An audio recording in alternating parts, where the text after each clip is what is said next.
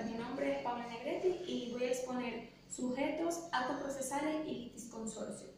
Sujetos procesales. El juez.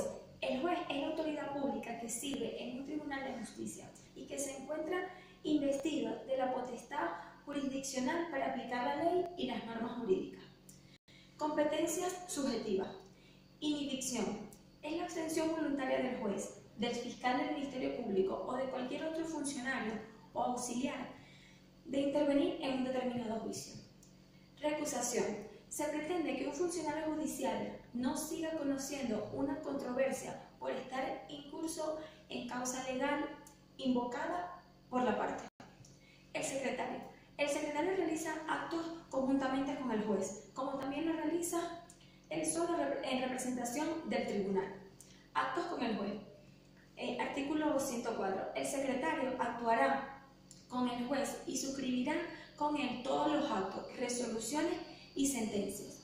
El secretario suscribirá también con el juez los actos de contestación, recusación, declaraciones, aceptaciones, experticias y demás que deban concurrir las partes o terceros llamados por la ley.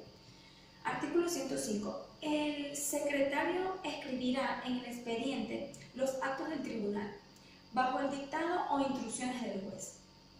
Podrá con todo encomendarse la práctica de esta diligencia a los amanuenses que dependen del tribunal. Actos en representación del tribunal. Artículo 106. El secretario suscribirá con las partes las diligencias que formulen en el expediente de la causa y darán cuenta inmediata de ellas al juez. Artículo 107. El secretario recibirá los escritos y documentos que le presenten las partes. Las agregará en el expediente de las causas respectivas, estampando en él su firma, fecha de la presentación y la hora, y dará cuenta inmediata al juez. El alguacil. Los únicos actos que realiza el alguacil son las citaciones y notificaciones, tanto de las partes como de los terceros intervinientes en el proceso. Ministerio Público. El Ministerio Público, Ministerio Fiscal, Fiscalía General o Procuraduría General, es un organismo público generalmente estatal, al que se atribuye, dentro de un Estado de Derecho democrático, la representación de los intereses de la sociedad mediante el ejercicio de las facultades de dirección de la investigación de los hechos que revisten los caracteres del delito, de protección a las víctimas y de testigos, y de titularidad y sustento de la acción penal pública. Clasificación de los actos de las partes.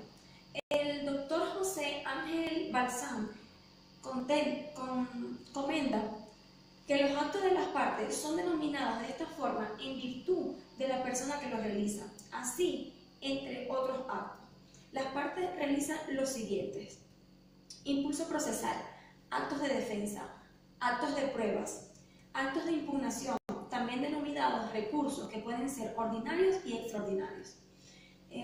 Litisconsorcio. La palabra traduce o denota la presencia de varias personas en el proceso, unidas en determinada situación. Se podría afirmar que todas las legislaciones y doctrinas admiten la existencia de varias personas en la situación de demandante o demandado, en una o ambas calidades. Litisconsorcio activo. Cuando los demandantes son dos o más y un solo demandado. Litisconsorcio pasivo. Cuando hay un solo demandante y dos o más demandados.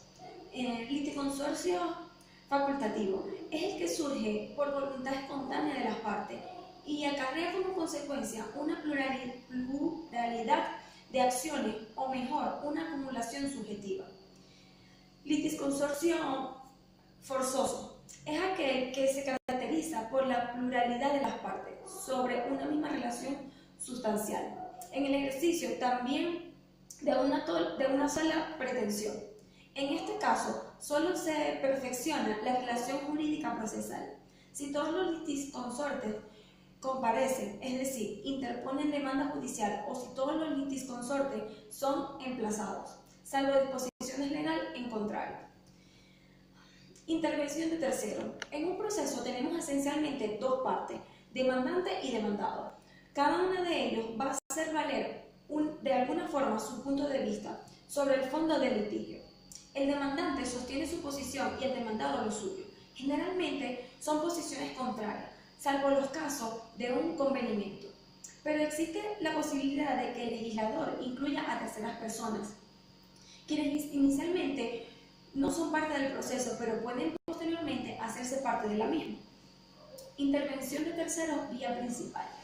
Es el tercero quien concurre, el que interviene directamente en el proceso, de manera espontánea, sin coacción de ningún tipo, debido a que le interesa hacer valer su derecho en el marco de este proceso en desarrollo, porque él considera que se está violando o se puede violar algún tipo de derecho. Intervención de terceros vía incidental.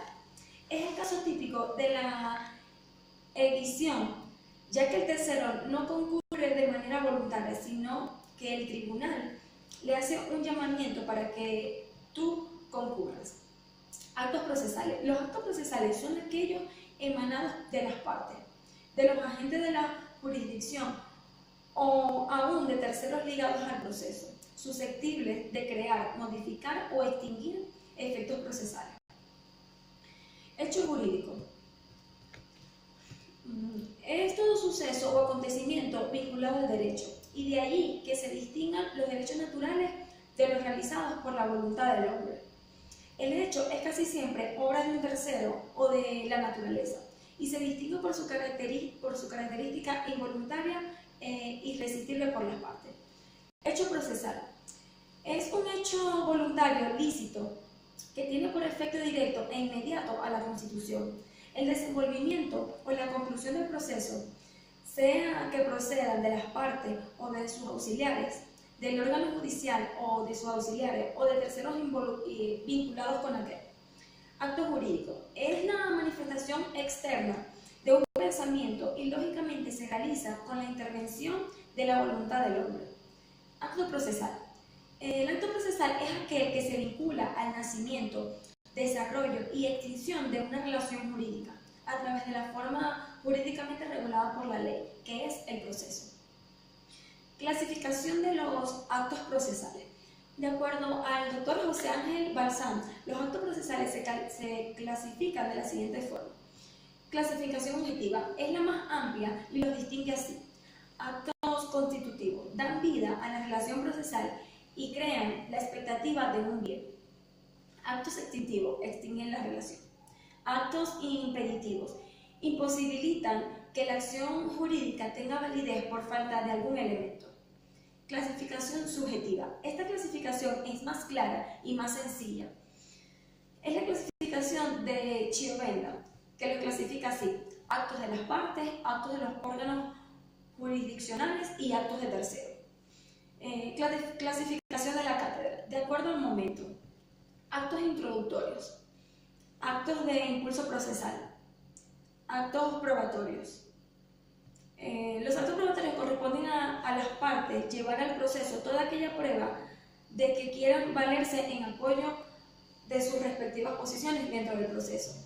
De allí tenemos entonces que son actos probatorios: la promoción de las pruebas, la evacuación de pruebas, la oposición, entre otros. Actos decisorios, que corresponden únicamente y exclusivamente al juez. Son las sentencias, pudiendo ser estas interlocutoras o definitivas. Actos de terminación del proceso. Se incluyen los actos del juez y cualquier otro acto de las partes que ponen fin al proceso. Clasificación de los actos realizados por los órganos jurisdiccionales. La sentencia constituye la decisión que estima o desestima la petición del demandante y se divide en definitivas, que ponen fin a la relación procesal en una determinada instancia.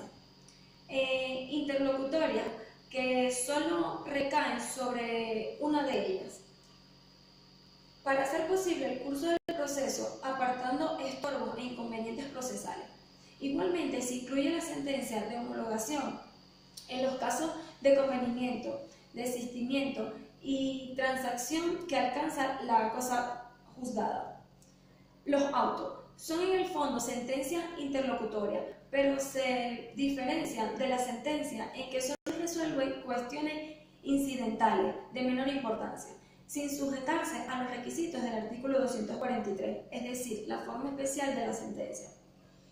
Los decretos son resoluciones ejecutivas, breves y concisas, de impulso procesal para canalizar y orientar la marcha del proceso, no siendo necesario sean razonadas o motivadas. Forma, lugar y tiempo de los actos procesales. El acto procesal ocupa un sitio en el espacio y un momento en el tiempo.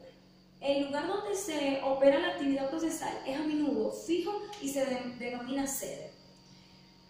Forma del acto. El acto procesal en Venezuela no está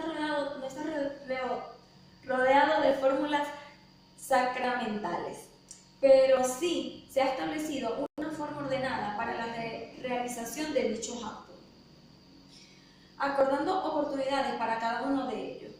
La ley adjetiva fija los términos y los lazos en que debe llevarse a cabo la actividad procesal por los sujetos de la relación.